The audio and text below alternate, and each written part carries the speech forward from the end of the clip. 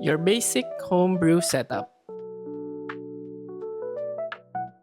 Coffee, filter, dripper, kettle, grinder, and then scale.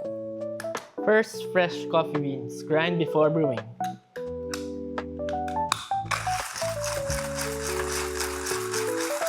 Second is dripper and paper. This is what controls the flow of your coffee.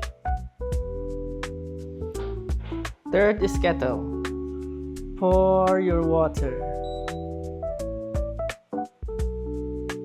Fourth is scale. Good coffee is all about the right ratio. And that's really all you need to start brewing great pour-over coffee at home.